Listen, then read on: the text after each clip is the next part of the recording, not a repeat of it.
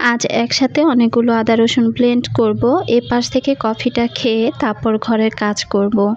Hello everyone, আসসালামু আলাইকুম। কেমন আছেন আপনারা সবাই? আশা করছি কাছে দূরে, দেশ এবং দেশের বাইরে যে প্রান্ত থেকে আজকে আমার নতুন আরেকটি ব্লগ ভিডিও দেখছেন না কেন, আশা করছি আল্লাহর অশেষ রহমতে সবাই বেশ ভালো আছেন। আমি বিথি, আলহামদুলিল্লাহ আমি খুব ভালো আছি পরিবার পরিজন নিয়ে। এই তো এখানে আমি গতকালকে যেখানে ভিডিওটি শেষ করেছিলাম তারপরেই কিন্তু আমি আমার এই কাজগুলো করেছি।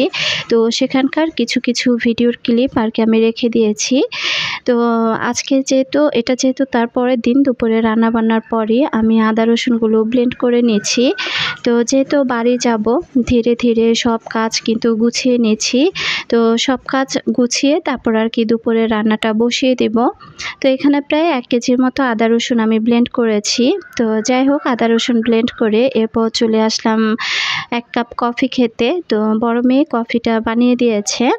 কফি খেতে খেতে এরপর আমি সোফার কভারগুলো লাগিয়ে নিব।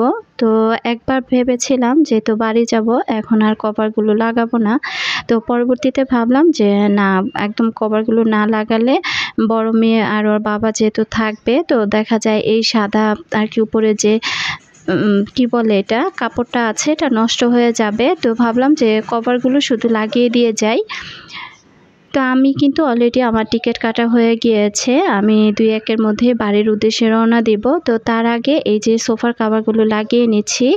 আর এই কাজটুকু করতে করতে আমার সকল প্রিয় আপু ভাইয়া, আঙ্কেল আন্টি এবং ছোট ছোট সোনামণিদেরকে বলবো, যারা ভিডিওটি ক্লিক করেছেন এখনও পর্যন্ত একটি লাইক দেননি, প্লিজ একটি লাইক দিয়ে ভিডিওটি কন্টিনিউ করবেন। আর যারা আজই আমার চ্যানেলে প্রথম ভিজিট করেছেন, যদি ভিডিওর কোথাও কোনো অংশ আপনার কাছে এতটুকু ভালো লাগে, চাইলে আমার চ্যানেলটি সাবস্ক্রাইব করে আমার পাশে থেকে যেতে পারেন। আমার অনেক আপুরও অনেক সুন্দর সুন্দর কমেন্ট করেছেন। তো সেখান থেকে আমি কয়েকজন আপুর কমেন্ট পড়ি। তো তার আগে সোফা কভারগুলো লাগিয়ে এই তো এক এক করে এখন প্রত্যেকটা আর কি ফর্ম আমি গুছিয়ে নিচ্ছি। চাঁদ আইডি থেকে আপু লিখেছিলেন, আপু ওয়াশিং মেশিনে কাপড় ধোয়ার পর একটা টাওয়াল বিছিয়ে রেখো। আপু ওইখানে একটা টাওয়াল না হলেও একটা কাপড় আমি বিছিয়ে রাখি, সেটা যেহেতু ধুয়ে দিয়েছি তাই আর কি কভারটা লাগাচ্ছি না। তো দেখা যায় কি বাড়ি থেকে এসে তারপর আর কি ওইগুলো আমি লাগাবো। তো এর মধ্যে দেখলাম আমার বারান্দা বাগানে খুব সুন্দর একটা জবা ফুল ফুটেছে। তো যখনই কোনো ফুল ফুটে আমি কিন্তু এই সৌন্দর্যটা আপনাদেরকে নিয়েই উপভোগ করি। তো এখানে এই টি টেবিলটাও একদম ফাঁকা ছিল। তো এটা একবার বিছাতে গিয়ে আবার বললাম যে বিছাবো না। তো যেহেতু ওই যে বললাম মা বাবা মেয়ে থাকবে, এখানে ফ্রিজের পানি নামিয়ে টেবিলে রাখবে আর খাবে, এটা সেটা খাবে, তখন দেখা যাবে যে একদম কাঠটা নষ্ট করে ফেলবে। তাই আর কি আমি এটা বিছিয়ে রেখে গেলাম। তো এটা বিছানোই থাক, আর তার সৌন্দর্যের জন্য এখানে একটা ফুল রেখে দিলাম। আর টি টেবিলের কভারগুলো এখন আর কি আমি লাগিয়ে নিচ্ছি। শুধু কুশনগুলো বিছাবো না, কুশনের কভারগুলো লাগিয়ে আমি ওইভাবে আমি আলাদা করে আর কি রেখে দিয়েছি। আর এই টি টেবিলের কভারটাও এখন লাগিয়ে নিব। গতকালকে আমি অনেক আগে ভিডিওটা আপলোড করেছি।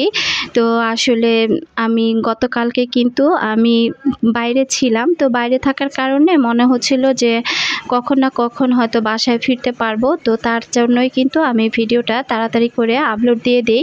আর তাই আপনারা সবাই তাড়াতাড়ি আমার ভিডিওটা দেখতে পেয়েছেন। আমার অনেক আপু ভাইয়ারা কমেন্ট করেছেন যে আপু তোমার ভিডিওগুলো আজকে এত তাড়াতাড়ি কেন ছাড়লে। তো অনেকেই কিন্তু এই প্রশ্নটা করেছেন। তো ভিডিওর মাধ্যমে আর কি বলে দিলাম। তো এ পাশ থেকে আমি এখানে যে গাছগুলো আছে, তো এই গাছগুলো এখন আমি এক এক করে বারান্দায় নিয়ে রাখবো। বললাম না যে আমার টিকিট কাটা অলরেডি হয়ে গিয়েছে, আমি বাড়ি চলে যাব। তো এগুলো আমি এই যে সব কিছু বারান্দায় আর কি গুছিয়ে নিচ্ছি। আজকে ভয়েস দেওয়ার সময় হয়তো আউট কিছু শব্দ শুনতে পাবেন, তার জন্য আমি আন্তরিকভাবে দুঃখিত। তো আসলে পাশে একটা মেশিন চলছে, সেই মেশিনের শব্দটা এখানে আসছে। আর এপাশ থেকে কসমেটিক্স এই যে মেয়েরা কি নেবে সেটা বললাম যে তোমরা গুছিয়ে ব্যাগে তুলে রাখো। তো এই পাশে আমি বারান্দায় কিন্তু আমার যতগুলো ইনডোর প্লান্ট ছিল সেগুলো রেখে দিলাম। আর গাছ ভর্তি করে পানি দিয়ে গিয়েছি। যদিও তেমন একটা সমস্যা হবে না, যেহেতু আমার মা আছেন। তো মাকে বলা আছে যে সকাল বিকাল 2 বেলা করে যেন গাছে পানি দেয়। আসলে মা যদি কাছে থাকে এটার কিন্তু একটা অন্যরকম সুবিধা আছে, তাই না আপুরা? তো এই পাশ থেকে আমার দেখেন পুত্তলিকা ফুলগুলো কি সুন্দর করে ফুটে আছে, দেখে এত ভালো লাগছিল। আমি পুরো রুমটা কিন্তু হালকা পাতলা ভাবে একটু গুছিয়ে নিয়েছি। আর এখন আরেকজন আপুর কমেন্ট পড়ি, মোসাম্মত লিপি আইডি থেকে আমাদের প্রিয় লিপি আপু লিখেছেন, অলরেডি কিন্তু এই যে আমার ব্যাগ ট্যাগ গুছানো কমপ্লিট, আর পর্দাগুলো লাগাবো না, তো পর্দাগুলো তুলে রাখছি। তো আপু লিখেছিলেন, মাশাল্লাহ মাস্কুটা দেখে অনেক ভালো লাগলো, হাতে পলিথিন মুড়িয়ে তারপরে কচু ধুবে, গরমের মধ্যে সুতি জামা পরবে, সিল্ক একেবারেই নয়। যাই হোক আপু, অনেক ব্যস্ত আছি, 5 দিন আগে মেয়ের বিয়ে হলো, তাই ব্যস্ত সময় পার করছি, কারো ভিডিও দেখা হচ্ছে না। ভালো থেকো। অসংখ্য ধন্যবাদ আমার প্রিয় লিপি আপু। তো আসলে অনেক দিন যাবত তোমার কমেন্ট পাই না, যেহেতু কমেন্টটা করলে তো শুনে কিন্তু ভীষণ ভালো লাগলো। আশা করছি তুমি সব কিছু সেরে তারপর তুমি আবার আমাদের ভিডিও কন্টিনিউ দেখবে। এই পাশ থেকে আমার একটা পার্সেল এসেছে, তো আপনাদের ভাই আর কি ফোন দিয়ে বললো যে পার্সেলটা নিয়ে আসার জন্য। তো আসলে ভিতরে কি আছে সেটাই আর কি দেখার জন্য। তো আমি আর কি এসে এটা একটু চেক করে নিচ্ছিলাম। তো চেক করার পর দেখলাম যে না, সব ঠিকঠাকই আছে। তো তাকে বললাম যে ঠিক আছে, এটা আপনি আবার যেমন ছিল ওরকম করেই আপনি প্যাকিং করে দেন, আমি বাসায় নিয়ে যাব। তো এটা ছিল আসলে বেশি সম্ভবত একটা ঘড়ি, তো আমি আগে বাসায় নেই, তারপর আর কি আমি আপনাদের সাথে শেয়ার করব। তো যাই হোক, এখন এটা নিয়ে আর কি বাসায় যাব। আর সে ভিতরে একটা আর কি কর্ড ছিল আর কি, এটা চার্জে লাগানোর জন্য, তো আর কি লাইনটা দেবার জন্য, সেটা আর কি সে আমাকে দেখিয়ে দিল। তবে এটা কিভাবে চালাতে হয় বা কি করতে হয় সেটা যে দেখবো সে সময়টা নেই, আমি জাস্ট শুধু এনে দেখলাম যে এটা একটা ডিজিটাল ঘড়ি। তো আসলে এটা আমার কাছে সত্যি অনেক ভালো লেগেছে। তো আপনাদের ভাইয়া যখন আসবে তখন আর কি এটা চালু করবে। তো এই মুহূর্তে কিন্তু বাসায় কারেন্ট নেই, তো তার জন্য কিন্তু ভিডিওটা একটু অন্ধকার দেখতে পারবেন। তো এই তো আমি ভাতটা বসিয়ে দিয়েছি, আর এখন ডালটা ধুয়ে নেব। তো আজকে দুপুরে আমি আমার নিজের পছন্দের রান্নাগুলো করব। এখানে ডালটা ধুয়ে আমি ঢেঁড়স দিয়ে আর কি ডালটা ভুনা করব, একদম শুকনা টাইপের করতে চেয়েছিলাম, পরে না ডালটা একেবারে পাতলা হয়ে গিয়েছে, পানির পরিমাণটা একটু বেশি হয়ে গিয়েছিল। আর ঢেঁড়স দিয়ে আর কি মাছ রান্না করব। তো ঢেঁড়সটা কিন্তু আমার ভীষণ পছন্দের একটা সবজি সব সবজির মধ্যে। তো এটা ভাজি খেতে বা তরকারি দিয়ে খেতে আমার কাছে কিন্তু ভীষণ ভালো লাগে। তো যাই হোক, আমি ডালটা ধুতে থাকি। আরেকজন আপুর কমেন্ট পড়ি, জুলপ্রিয়া আইডি থেকে আপু লিখেছেন, আমি অসুস্থ বেবি নিয়ে কাজ করি, ভালোভাবে কাজ করতে চাইলেও কাজ করতে পারি না। আমি আমার বাবা মায়ের সঙ্গে থাকি। আমার বাবা খুবই অসুস্থ, 3 বার স্ট্রোক হয়েছে, ভালোভাবে চলাফেরা করতে পারে না। দোয়া করো বাবা মায়ের জন্য। আমার আপু ভালো থেকো। আপুর আসলে কমেন্টটা পড়ার পর সত্যি মনটা ভীষণ খারাপ হয়ে গিয়েছিল। কারো যদি বাবা মা তার সন্তানের সামনে অসুস্থ থাকে, তাহলে তার সন্তানের মন মানসিকতা কতটা যে খারাপ থাকে, সেটা আসলে যে সন্তানের সামনে তার বাবা মা এভাবে অসুস্থ হয়ে থাকে, সেই সন্তানই শুধু সেটা উপভোগ করতে পারে। আমার সকল প্রিয় আপু ভাইয়া আন্টিদেরকে রিকোয়েস্ট করব, যারা এ পর্যন্ত আমার সাথে আছেন এবং আমি যে কমেন্টটা পড়লাম, এই আপুর বাবাটার জন্য আপনারা সবাই দোয়া করবেন। আসলে কার দোয়া কখন কোথায় কিভাবে কাজে লেগে যায় সেটা তো আর বলা যায় না। তো আপুর উদ্দেশ্যে বলছি যে আপু, তুমি টেনশন করো না, মহান আল্লাহ পাকের কাছে দোয়া চাও। আল্লাহ পাক চাইলে সব কিছু পারেন, তিনি যেন আঙ্কেলকে সুস্থ করে দেন। আর তোমার প্রতিও অনেক অনেক ভালোবাসা রইল আপু। এখানে কিন্তু আমি কথা বলতে বলতে এই তো ঢেঁড়স দিয়ে ডালটা রান্না করে নিলাম। ভাতটা এখনও বলক আসেনি। তো লাইন গ্যাস কিন্তু একেবারেই নেই, পুরোপুরি সিলিন্ডারের উপরই এখন নির্ভর। তো এই তো সিলিন্ডারে সবগুলো রান্না এক এক করে করে নিচ্ছি। তো একটা চুলায় রান্না করতে গেলে কিন্তু অনেকটা সময় লেগে যায়, একটার পর একটা আর কি বসাতে হয়। তো এই পাশ থেকে ডালটা হতে থাক। এখন আরেকজন আপুর কমেন্ট পড়ি, ব্লগার মম আফরিন আইডি থেকে আপু লিখেছেন, ফ্রিজের ভিতরে যে কাগজটা দিয়েছি সেটা আর কি আপু কোথায় পাবে? তো তার আগে আমি বলে নিচ্ছি, আমি যেহেতু বাড়ি যাব, তবে আমি কিন্তু এই তো ধীরে ধীরে সব কিছু গুছিয়ে নিচ্ছি। আদা রসুন ব্লেন্ড করে নিলাম, আর এখানে হলুদের গুঁড়া, মরিচের গুঁড়া, ধনিয়ার গুঁড়া সব কিছুই আমি নিয়ে নিচ্ছি অল্প অল্প করে। তো প্যাকেটের মশলাটা যেহেতু আমাদের খাওয়া হয় না, তাই আর কি এই গুঁড়ো মশলাটাই আমি আলাদা আলাদা বক্সে করে নিয়ে যাচ্ছি।